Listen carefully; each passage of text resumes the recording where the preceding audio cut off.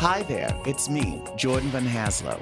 Welcome to Jordan Van Haslo and Friends live on Hot 702.5 FM Las Vegas. Let's get on with the show.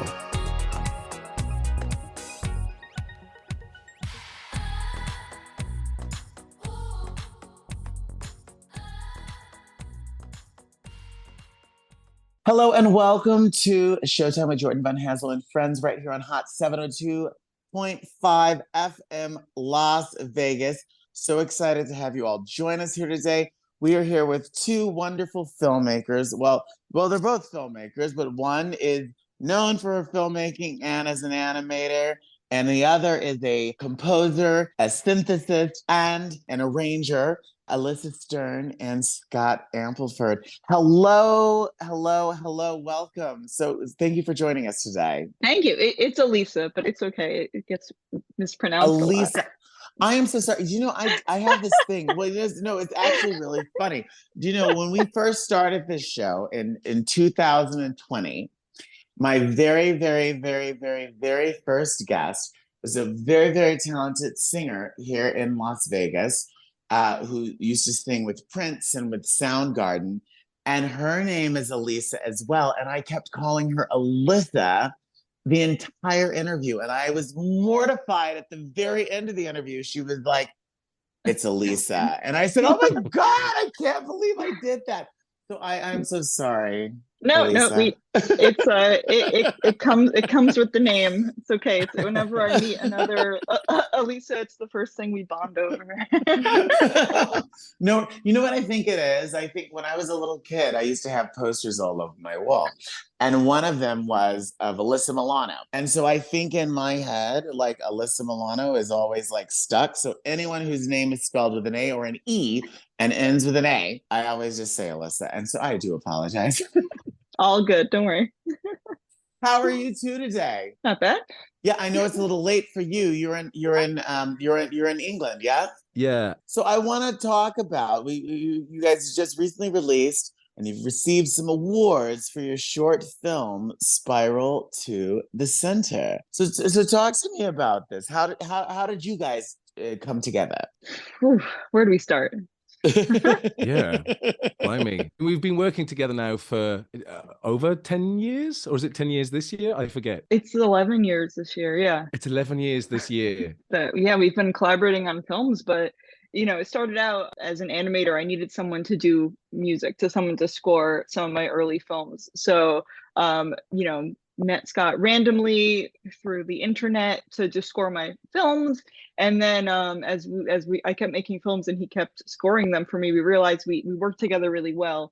And like Scott was giving me like notes on the script, and it kind of, we realized like, no, actually we work together really well as a team and our skills complement each other. So now it's just to the full blown where we're like co-directing films together, even, across the pond, as it were, that sometimes gets a little bit difficult, but we make it work.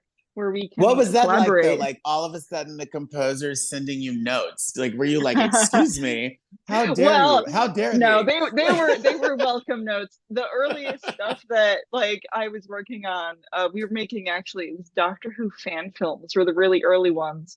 Okay. And yeah, I know, which is ridiculous.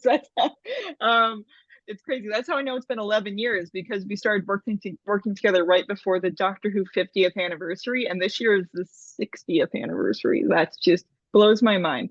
Scott, being British, knew a little bit more about Doctor Who than me, since it's a British thing. These were notes I was asking for. I was asking for feedback also because I was working on a lot of scripts that were quite British. I said, "Excuse me, British person, can you make sure that my grammar is correct?" Like you're adding the like U after the O and like changing the ER into an RE, that type of thing. Yeah. Just Britishisms, really, wasn't it? Britishisms and classic Doctor Who Easter eggs was like my secondary job to writing music on the show. Yeah, and one of the early videos we made was set in a like an English garden, and I was like, Scott, you have to help me design an English garden. I was like, I need my composer to also be a like a garden designer for me. But yeah, that's that. We were just that kind of evolved, and Spiral to the Center is the first film we co-wrote, we co-directed, and it's a live action film, which is different because it has animation in it, but it's live action. So how did we make that? How did it start? Yeah. Yeah. So let's go back to the beginning. I Yeah. always ask everyone who's on this show, I want to hear everything about your journey. Like, so I always start with, so you were born and then what happened? So so I know you, Lisa, you're in New York, you're in Brooklyn. Mhm. Scott, you're in England. So who wants to go first? Like where do we like begin our journey, our artistic journey? But I always appreciated art. I always loved animation. I mean, like most kids, like I don't know, it was kind of a slow journey for me. Like as a kid who loved animation and thought art was really cool, and I had a family that was really supportive of the arts. My grandma was a fine artist. Actually, like that, there's some stuff behind me which I realized you won't be able to see. I have some of her art behind me. Those two things are collages that she made. She kind of made collages when she was older, but she was an oil painter and a printmaker, and she also went to school for music. So I luckily I had a family that like embraced the arts and kind of that was fine when I wanted to be an artist, because I didn't want to be an artist for a lot of my life. I wanted to be a scientist, and then I kind of changed my mind in high school, right when I was thinking about Wait a applying to second. That's like colleges. Yeah, literally like a total like 180, right? yeah. Usually like the artsy kids are like, I like English class, but math and science sucks. No, I loved And vice science. versa. Like that was like that's a Well, total 180, right? I mean, but it kind of wasn't for me because I loved science, but I liked biology. I liked life sciences. And I actually took a class in high school. They called it independent science class. So it was like a new thing they introduced to my high school when I was there. That was a science class where you could design your own program. Like it was for like the kids who probably were serious enough about science to want to go to college and study it. You could kind of pick your own thing. So I was doing some like biology stuff, and I ended up like kind of as my like project I did my senior year, I got into like zoo exhibit designs, and I wanted to like design zoo exhibits, and I ended up like designing a zoo exhibit for an I have a extinct friend animal. who sort of does that. Her Yeah. husband, she's a photographer, but her husband, he's a visual artist and he designs all of the like he designs zoo exhibits like so It's so like cool. all of the artwork behind Yeah. like the polar bears to make it look like their natural habitat. Exactly. It's artistic and it's science, and but I actually never did design the zoo exhibit. I like started to, it was like a project, but then I ended up making a very complicated PowerPoint presentation that had some animation in it. And it's I don't even know how I got to that. But instead of designing the zoo exhibit, I basically made like the educational program that would accompany the zoo exhibit instead of making the zoo exhibit. And like I realized that I had such a fun time making that zoo exhibit and or the presentation, doing the animation and doing the research, and it was storytelling. I told a story and there was animation, and I was like, I don't actually want to be a biologist. I think biology is cool. I like nature, but I like telling stories. And then luckily my family was really supportive when I said, actually, I don't want to be a scientist. I don't want to go study biology. I want to be an artist and I want to be an animator, and they were fine. So I'm very thankful. So they supported me when I said, no, I'm applying to art school, sorry. And I did. And I went to Pratt. And it's pretty like my career after that's been pretty boring. And like most people who go to an art school in New York City, I've had a career for over a decade just working on different TV shows and as an animator on preschool shows. And for a while now, I've been working at a digital media company, and now I manage an art team at a digital media company. And I don't even do as much animation at my day job, but that's fine because we do these side projects, and I've been doing that for a really long time. So that's kind of Yeah. been the balance for me, is that I have a fairly stable corporate job where I don't get to be super creative, but that's fine because nights and Because you get to pay weekends, your rent. I get to pay my rent in Brooklyn, and I get to do this on the side. And yeah, I can pay my rent, and yeah, there's no starving artist situation happening. So I'm very, very grateful. But yeah, that's been the journey, and we've done a few films the last like few years. This is the how many third film? This is the third film that we've done Good. festivals, right?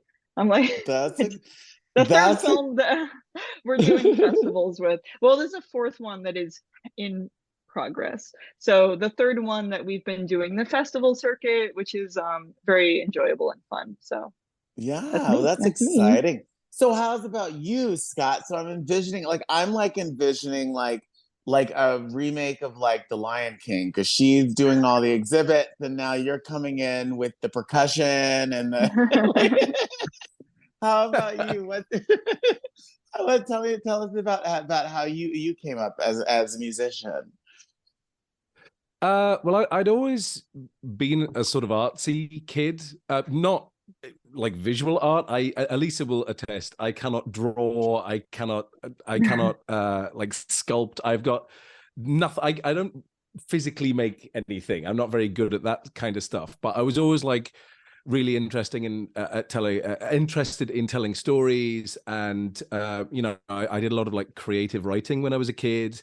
And that actually led me to wanting to be an actor. And Mm-hmm. so, like when I was at high school, me and my friends used to make really stupid little films to shove on YouTube and stuff like that. And I'd always kind of been doing music stuff at the same time. You know, my grandma has always been very passionate about music, and you know, she would sort of pick up cheap keyboards at car boot sales and things like that, and you know, I'd tinkle away. But it was making those films with my friends that kind of really got those creative juices going, if you know what I mean. And Yeah. it was kind of when YouTube started to get a bit less lenient with musical copyright and things like that, that I actually started writing music for my own films.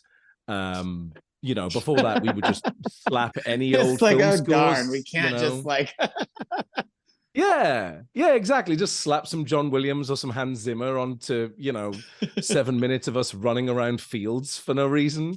You know, I sat down and started writing my own music. And then when it was time for me to go to university, I was originally applying to go and do like performing arts, acting, drama based things, and had a massive crisis of faith. Decided not to go to university then, and went to Newcastle College instead to study music. And within about 6 weeks of being on that course, I was like, no, it's not just music I want to do. I want to make music for films, because the building that I was taught in was shared by, you know, film and like broadcast media course and theater courses, and everyone would sort of collaborate and make stuff. And I would be the guy that, you know, people would come to and say, look, we've made this dumb film for our coursework. Do you maybe want to put some music on there? And I would sort of, you know, hash out some nonsense, and found that I really, really enjoyed that. And so the next time it came for me to apply to go to university, I specifically looked for courses in film music. And so yeah. that's what I studied. That's what my degree is in. What's the film music and soundtrack production is the name of And my degree. soundtrack. So is your initial instrument, is it the piano, or did you come in as like an oboist or something? My first instrument actually was violin, and Okay. I could not play a tune on the violin now. If you like held a gun to my head, like I couldn't do it. But it was one of those things where, you know, I discovered keyboards and very quickly fell in love with keyboard instruments and synthesizers. And obviously, you know, with the way technology is, if you can play a keyboard, you can write for anything, because you know Right. you know, I've got a full orchestra at my fingertips in my computer. And then, you know, if you're wanting to do something other than orchestra, I have a room filled with synthesizers now that I've, you know, been collecting and building up over the last sort of 10 years of my career. Yeah. You know, every time I do a big enough job, I buy something that helps the next job, which is great. That's the way to do it, right? So Yeah. so Alisa, so you came across Scott online. So talk to me about just that connection. Was it like I'm envisioning like an artistic Tinder or an artistic Hinge? Like, hey, I had a Tumblr. movie. Do you like movies? Do you like It was let's make a movie, babe? Like how yeah, it was Tumblr in 2012. It was Oh a very wow. weird, I know, it's a very weird place. Yeah, I miss so God, the we can't I can't talk about Spiral to the Center without talking about Dr. Puppet. Like I we'll never escape Dr. Puppet, We Scott. will never Never. escape that Um project. Never. which is it's been over for 5 years now, I realize, which is crazy. Like 5 years, like last week was the anniversary, which is crazy. But Dr. Puppet was this, it said it's a fan thing. It's all on YouTube. Anyone can find it. I will never escape it. We'll never escape it. It's a fan series on YouTube that I started, like, I say by accident, but like for real. Like it was not something I set out to like spend 6 years making a fan show basically for you know, using someone else's IP. But it started out as just a little fan art thing that I did in 2012. I made a stop motion puppet of a character from Doctor Who, which is, you know, a very popular British sci-fi show. And I put a Mhm. photo of the puppet on Tumblr. And if you were on Tumblr in 2012, you know how obsessed Tumblr was with Doctor Who specifically. And I'd never had like a piece of art I make be popular online. And it was really addicting to like put an image on Tumblr, do hashtag Doctor Who, and get like 1,000 likes. And that was so addicting that I made a whole bunch of photos, and I kept taking photos of this puppet, and it became a whole thing. And there was like a BuzzFeed article about it in 2012, which was really cool at the time. That's And amazing. I'm sorry, a BuzzFeed I article got still be cool this time. there was a BuzzFeed article, and then I kid you not, like the next week I was in Manhattan doing something, and I had the puppet with me, and I was taking a photo of the puppet in front of the library, and some guy walked up to me and he said, "Oh, I saw you on BuzzFeed." And you're like, as well you should. Yeah, and I was like, "Well, I've made it." The only thing But that would make it better is if it was a listicle. Like 8 I know. reasons why we love Alisa's. Yeah, I can still find the article. It was just it was I mean it was very low effort. But yeah, but you know, I was an animator. I was a stop motion animator. I made this puppet. I did a little animation test with the puppet, but this was like the summer and going into the fall, and I was thinking like I want to do something bigger. Like now I'm addicted to the fame from this puppet. I want to like do something bigger. So I said, it's a stop motion puppet. Christmas is coming up. Doctor Who is known for Christmas specials, stop motion Christmas special. I was like, this is perfect. Like I'm gonna do like a stop motion Doctor Who Christmas special. And I wrote the script in like a week. It came together really quickly, and I made this all by myself. I had a little help from some friends, but I animated the whole thing in my apartment. And so, like halfway through, I was like, "Oh my god, I need music! Like I can't put, like Scott was saying, this is going on YouTube. I can't steal music. I have to have original music." And I put a post on my Tumblr, and I said, "I need a composer. Please help me." I And love it. yeah, So Scott, when you saw that post, what was going on in your world at the time, and when you came across this post? Well. So here's where the story takes a weird turn, because I wasn't on Tumblr at the time, and it just so happened that a friend of mine was on Tumblr, was a huge Doctor Who nerd, had seen Alisa's post and was like, "Oh my god, I know a guy," and had sent Alisa like some of my demos that were online and, you know, my contact information. But the most important part was she hadn't told me any of this. So I just ended up with an email from this random American woman one day that was like, oh, hey, your friend like recommended you. Would you like to do some music on this show? And I was like a little bit trepidatious at first. Like, I'm a huge Doctor Who nerd, so the idea of working on a Doctor Who fan film, like, you know, it was a fun idea, but also like I was quite young. I was sort of trying to start my career off, and I'm like, do I really want to work on like a fan production? And then Alisa sent me some stills Spoken and some like a behind. musician, though. Like I studied music in school, and so is that it's that whole thing of like you're like like an artistic purist. Is it that type of a thing? Like you're trying to be, like you said, like the next John Williams, and you're like Doctor Who. How? Well, the pop music, like right. Well, I think I had sort of made so many of my own fan films, like when I was younger, that by this Got point I it. was like, no, I'm a professional now. Like that's I can't Which be seen doing this. This is if beneath you me. if you knew that you'd be spending 6 years making Doctor Who fan film music, would you have said yes? I don't know. Honestly, I don't know.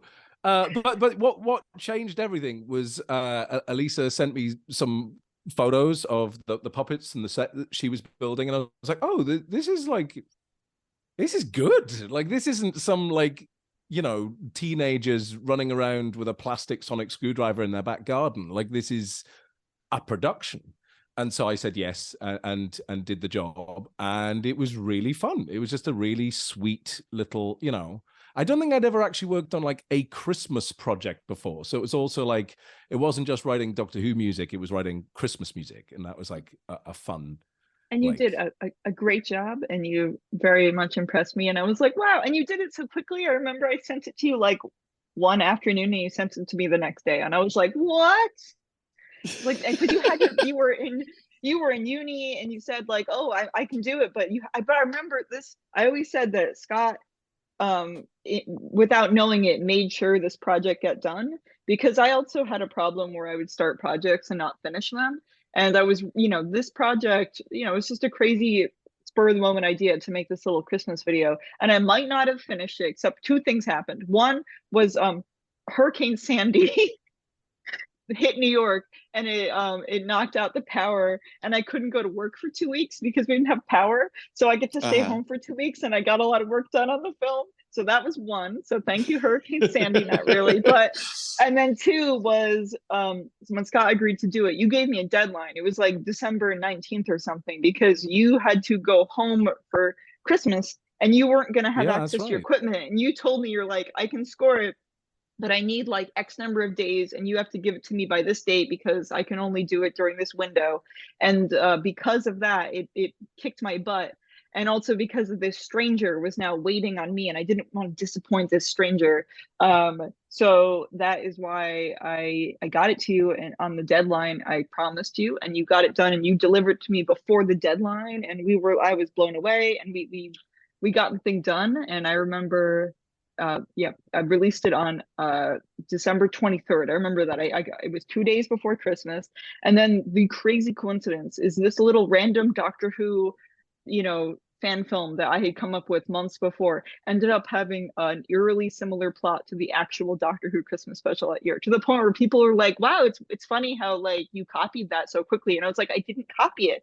I wrote this months ago. We didn't know what the plot was. That's kind of amazing. Did the Doctor Who people at all like take notice? Like, Well, like did you later have they any did, like yeah. attorneys or like like Did I tell Stephen Moffat that when I met him? I can't remember. I should have. I did meet the guy who wrote it, the real special, eventually, when he recognized me. But I don't know. But we're talking about Dr. Puppet a lot. But we ended up, that Christmas special did quite well, to the point where we actually got some YouTube money, because that was a thing at the time, that they were just giving creators big checks through MCNs. It was like 2013 YouTube was a really wild place. So through an MCN, a multi-channel network, I got a nice little check that allowed me to pay people to help me make more Dr. Puppet. And I was able to pay Scott, because you didn't get paid for that Christmas special. I was able to pay you. I paid my friend Rachel, a really amazing animator in New York, and she started animating for me. And then we released just in 2013 alone, we released 4 more Dr. Puppet videos, and then we slowed down. And then over the next 2 years, we released like a bunch more. But we made a Christmas video every single year for 6 years, and ended up making a ton of Dr. Puppet. And then you became more and more instrumental. You know, we made musicals together. We did a huge amount of work. Yeah, Well, it was one of those weird entirely. things Yeah. where Dr. Puppet, like in terms of the series of Dr. Puppet, you know, we were doing that for 6 years, but it's only 8 episodes. Yeah, That plus Christmas equates. specials. Yeah. If you don't count the Christmas specials, it only adds up to about half an hour of viewing time. It's like it's ridiculous. Isn't it kind of amazing how? And I especially when I imagine it's a little less so with the composing aspect or the scoring aspect, but when it comes to the animation aspect and like the stop motion aspect, like to create like you said, just it's like an all in all, it's like half an hour's worth of actual content. But I imagine it was like days and weeks and months of pre-production and prep and like yeah. Especially the final one. Yeah. Well, I was just gonna say that the other thing, of course, was like as the episodes progressed, they got progressively more complicated, more ambitious, bigger, better, you know, better. Absolutely. So when I say the whole thing is like 30 minutes, 1/3 of that is just the final episode. Totally. Like it was a mammoth of an episode, but you know, Alisa was doing more elaborate animation, more elaborate locations and sets in the world of the show, more characters, you know, and then of course, the music. Yeah. And you know, by the time we got to episode 8, we had like a symphony orchestra live doing the score, and you know, it was pretty nuts for a YouTube show, to be honest. That's exactly like a proper symphony orchestra. That's amazing. Yeah, we sort of we called it the Dr. Puppet ad hoc orchestra because it was the sound of a symphony orchestra without actually having 90 people in a room. We sort of cheated a bit, but we still had it was still like 20 people. We still, you know, brought 20 people into a space, and that's an orchestra. You know. Yeah, I mean, that's an orchestra, or at least the chamber. Well, that's even more than a chamber orchestra. That's insane. That's great. Yeah, but you know, we made it sound bigger with, you know, recording techniques. That's what I was implying. So we had like an 11-piece brass section that we just recorded, and that was great. And we had a string quintet, which then we recorded like 5 times. So you ended up with the sound of a 25-piece string section, but there were only actually 5 people. And then there was like one woodwind player who played like 10 different tracks, you know. But yeah. You know, so what's that like, Alisa? Like coming from this place where this was just an idea in your head, and all of a sudden you're getting checks from YouTube, Google is paying you, and now you have like an orchestra scoring your they said that the check only really paid for like 2 episodes, and then the check went away, and we ended up doing 2 Indiegogo campaigns to raise funds. So for like the finale, we did an Indiegogo campaign. I think we raised $11,000, which is like, it sounds great, but $11,000 to make a 10-minute animated you know, film with a live orchestra, that got stretched real thin. But totally. That pays for like craft services. Yeah, basically. But we made it work, you know. We got it done. It only took 2 years to make that. And then Dr. Puppet was behind us, and then I was so ready to make other films that weren't Dr. Puppet.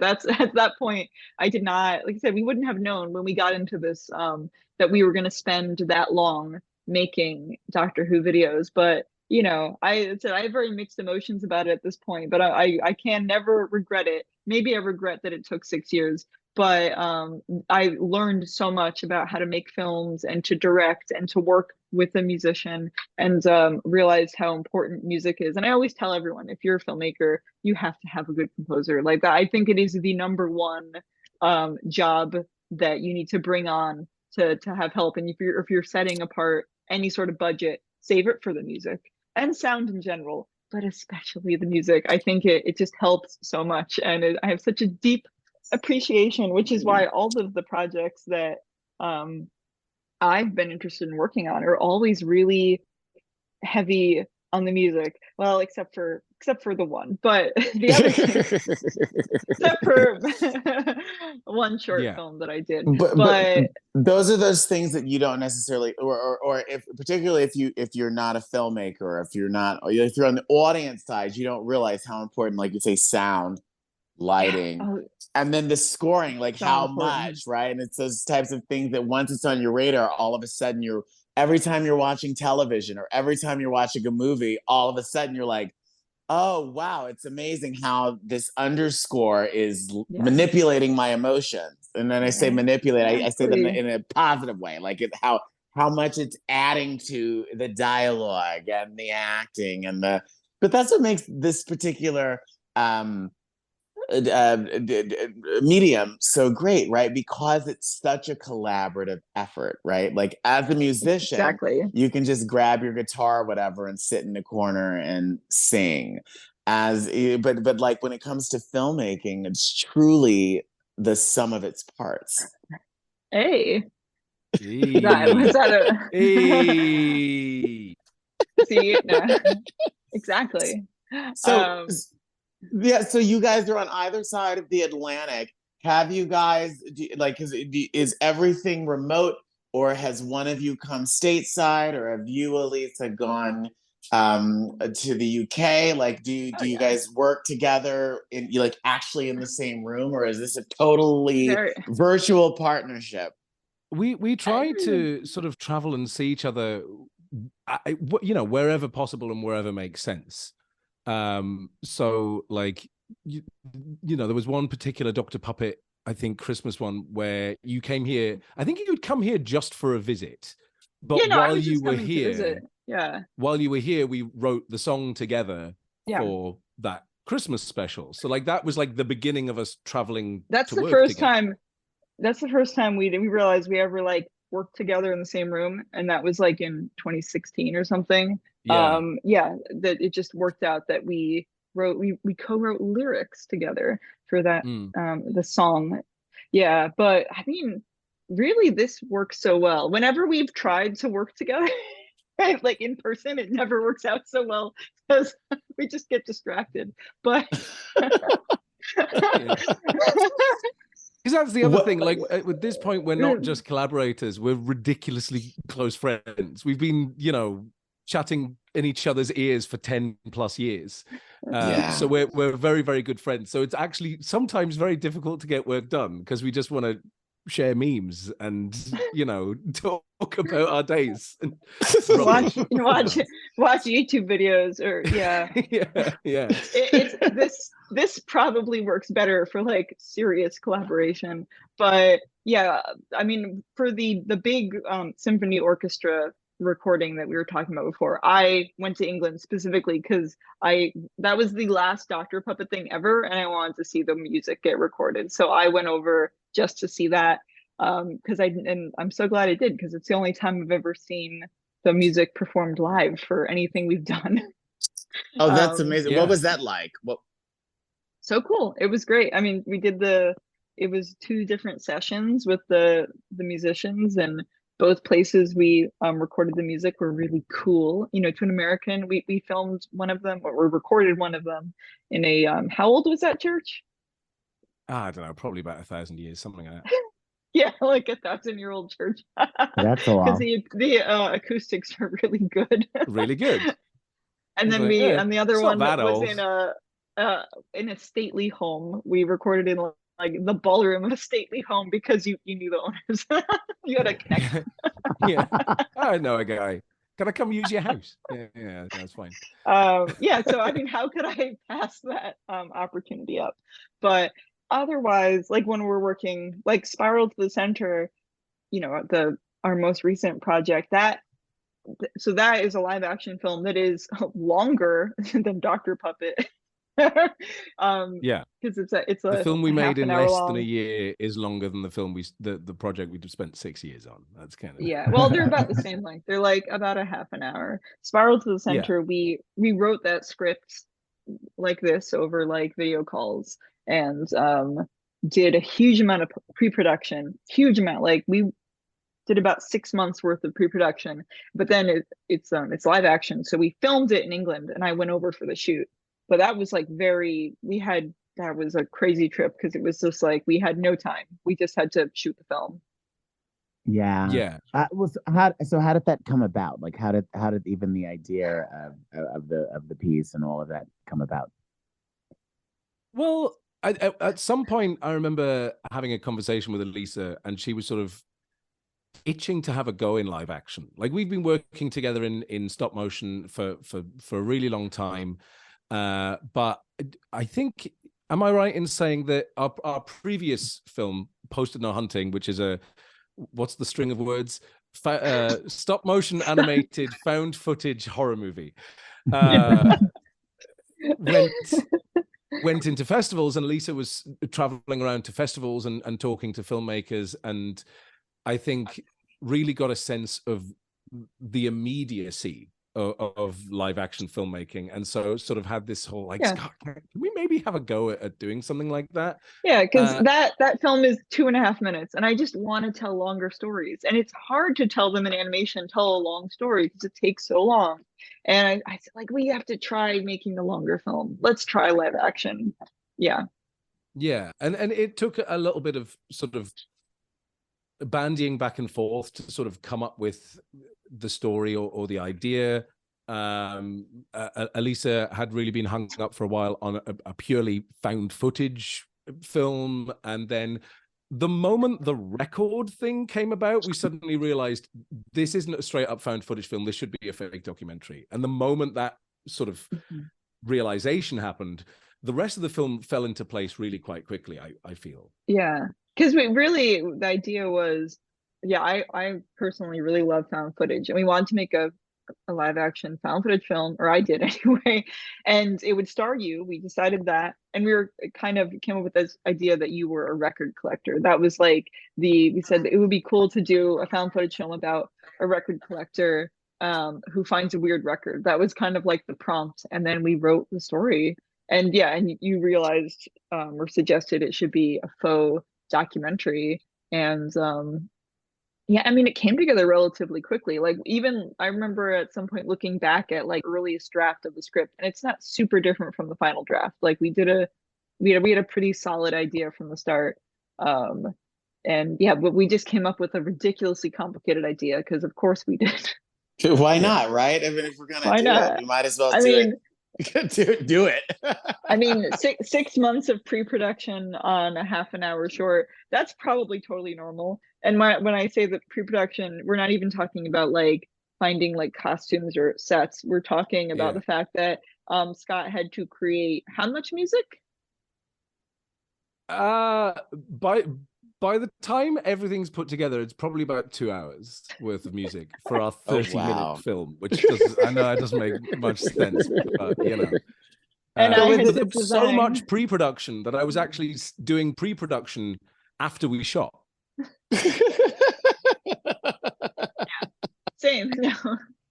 So what is that? What do you attribute that to? Are you both people who kind of just like, once you go down a rabbit hole, it's just like over, and you're just like down the rabbit hole, down the rabbit hole, down the rabbit hole, or what do you attribute that to? We just care too much.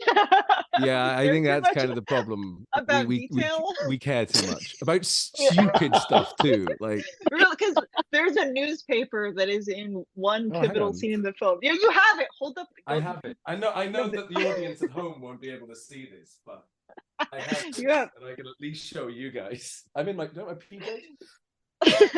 Yeah, I'm also in PJs. Will you see this? Yeah, so yeah, I can see that. Yeah, that's a newspaper page. But we wrote all those stories. These are all real stories that we wrote together. You don't even see them in the film, but we wrote them. We wrote them with He said, no, we could have asked Chat GPT to do that, but we don't believe in Chat GPT. So we wrote every single newspaper story ourselves that you can't see in the film.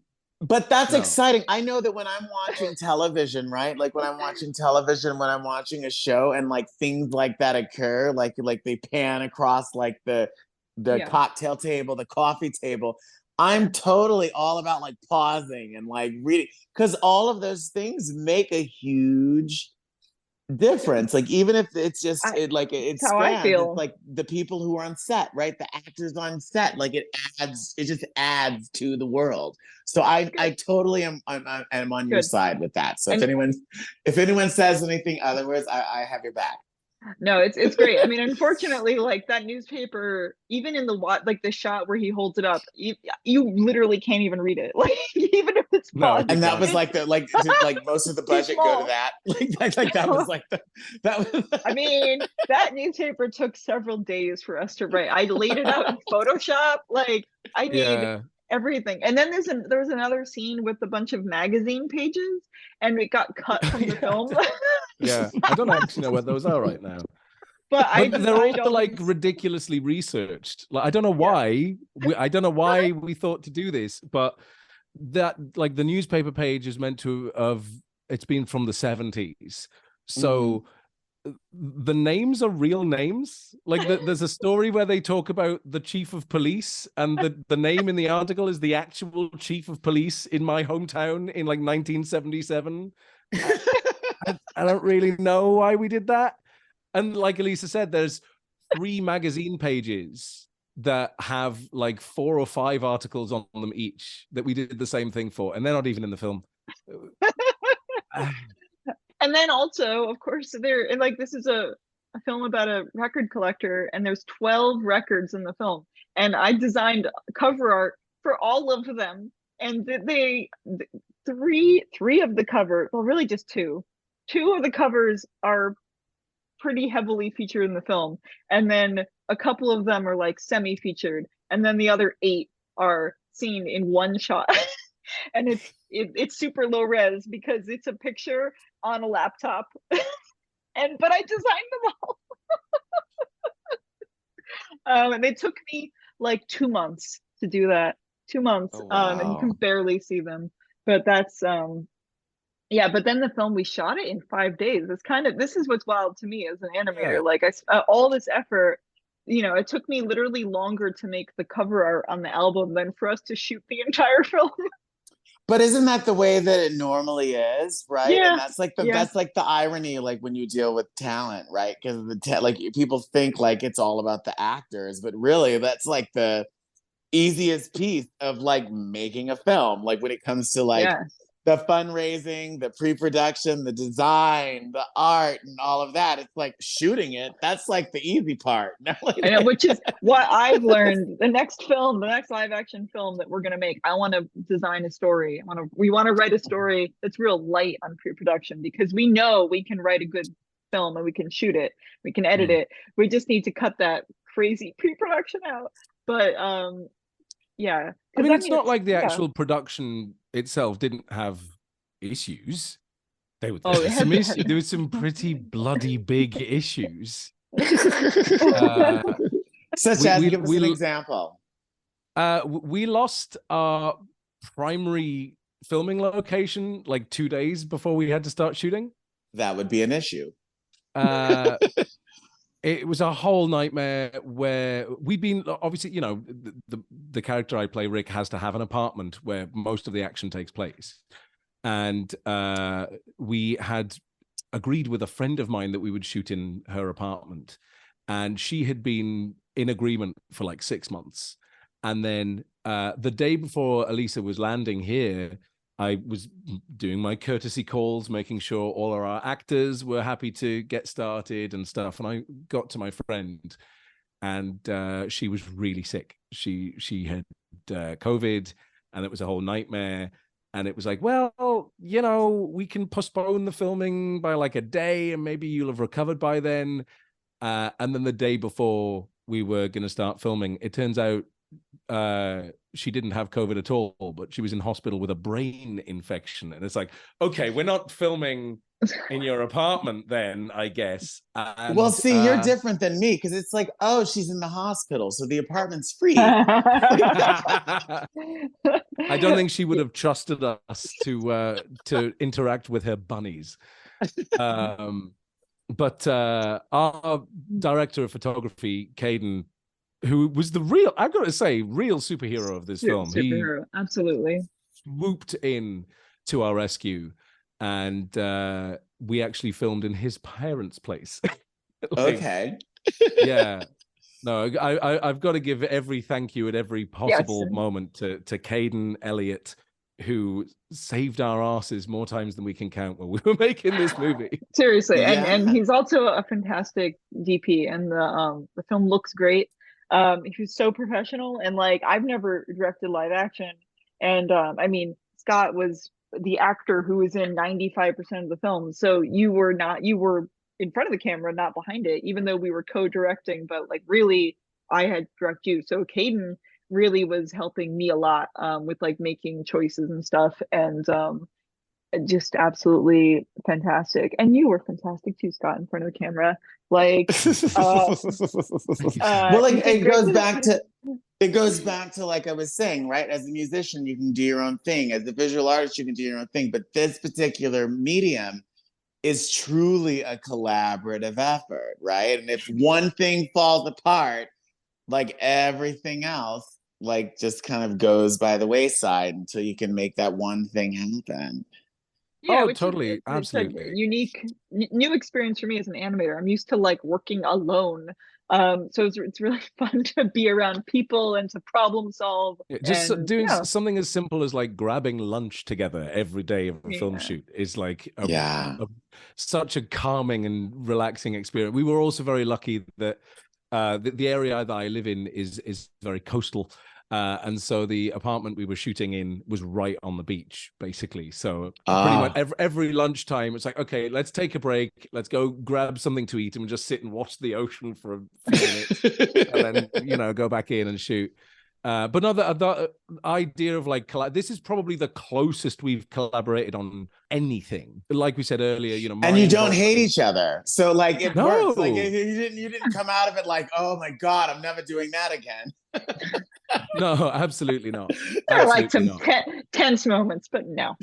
Sure. So what is, if I were to say like the one thing, like, especially now, like this is your first collaboration doing live action. What is the one thing that you learned, right, that you didn't know beforehand? And then now moving forward, you're like, okay, now I know that when I go into this next experience, this has to happen first. Otherwise, it's a mess. Yeah, that's a good question. Really good question. It's really like it's like a choose your battles kind of thing. Like I was saying, like the amount of pre-production, I don't have any regrets, but I think that production and even post-production for the most part, and specifically editing, like I edited the film myself and I had a rough cut of it done in about 3 days. And a wonderful job you did of it too. Thank you. Thank you very much. I would say the choose your battle. Like if we had chosen a story that had lighter pre-production, meaning it had less custom props, and if it was just more of a normal story, which is if it was less us and more like something a normal person would write, I realized like, no, we could, because it's like, I've been telling Scott, I'm like, maybe this is hubris, but like we made a half an hour film and it would have been 40 minutes. We had to cut a lot out to get it a half an hour. I'm kind of like, Scott, I think we can make a feature. I think we can. I kind of think that we could do it with certain, this is a choose your battle. I think we could make a feature if we just kind of like stay within like certain constraints about like how much pre-production we're doing, how many sets, how many actors. If we come up with a really slim, clever story, I think we can do it. So I think that you kind of play to your strengths, choose your battles, and you can make anything. Restrictions are not bad. Embrace them. Totally. Because when you think about it, a shorter feature, generally speaking, the pre-production and the post-production is kind of the same, right? Like especially like you say, if you keep it constrained to there's like 3 sets as opposed to like we're creating like Amazing Race, the feature film, but like the same amount of time really happens when it comes to creating the costumes, pulling together. Exactly. Like really it's like we have, okay, we're filming over 2 days. Okay, we're gonna film over 5 instead. Like, but like all of the general work Yeah, is there. The amount of Exactly. pre-production Spiral had was equal to a feature, but it really is a feature film that just is like cut short.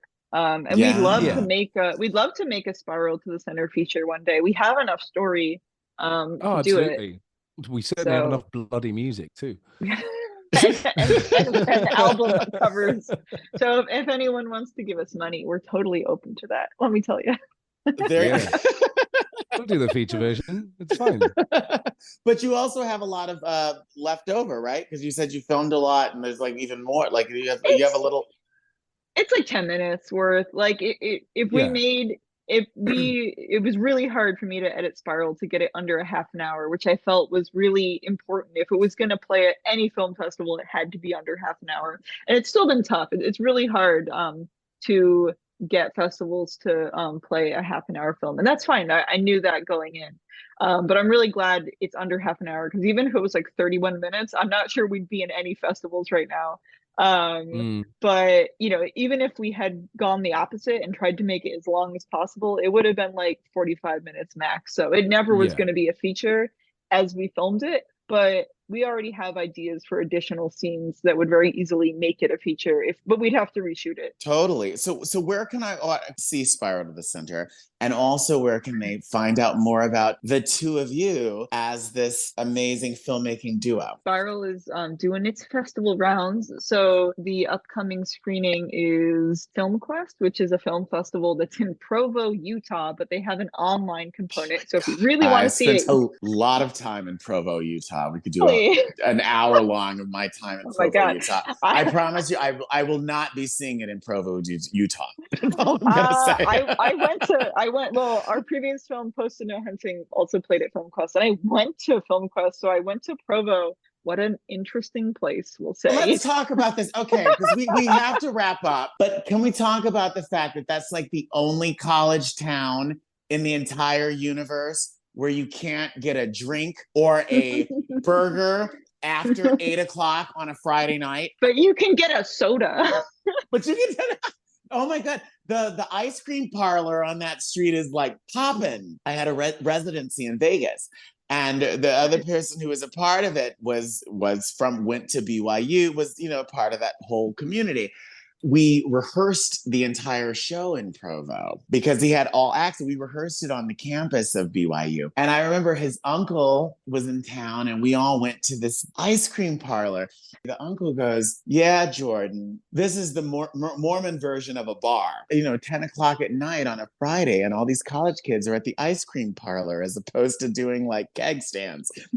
Yeah, when I was at FilmQuest, it's a really great film festival. I really recommend it, especially like going to it. It's so fun because it's in Provo, which is, it's just the contrast is just mind blowing. And within like a few hours of being there, everyone's like telling you like, oh, so here's the restaurant you can go to, here's this and that, and they're like, there's no bars, you can't do this. Like I got like the Provo, like I got the, you know, they immediately want to tell you like, so here's the deal. And it's just so there's no confusion.